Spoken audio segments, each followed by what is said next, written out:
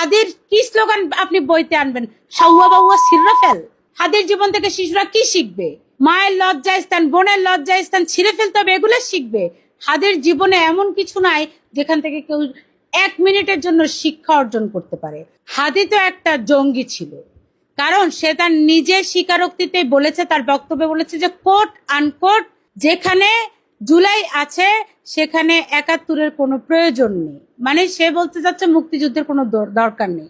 এই হাদি জঙ্গি সে নিজের মুখে বলেছে যে যেখানে ৫ই আগস্ট আছে, ৫ই আগস্টে হবে সারা বাংলাদেশের একমাত্র দিবস, সেখানে স্বাধীনতা দিবস, বিজয় দিবসের কোনো প্রয়োজন নেই।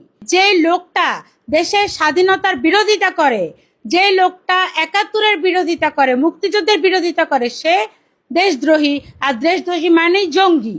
তার মানে এই জঙ্গি হাদিটা আসলে তার জীবন থেকে শিখার কিছু নেই। এই জঙ্গি হাদিকে এরা নিজেরাই মেরেছে, কারণ হাদিকে মারলে তখন ইউনূস সাহেব ভেবেছিল যে বাংলাদেশের মানুষ কান্নাকাটি করবে আর নির্বাচনটা পিছানো যাবে, কিন্তু তার দ্বিতীয় মেটিকুলাস ষড়যন্ত্র বাংলাদেশের মানুষ আর মেনে নেয়নি, নির্বাচন হয়েছে। তাই এই যে হাদি, অনেকে বলে হাদির জীবন বইতে আসবে, হাদি একটা মহানবী, অনেকে বলে হাদি তাদের ফেরেস্তা, হাদি তাদের অমুক তমুক। আমি বলবো হাদি থেকে মানুষ কি শিখবে?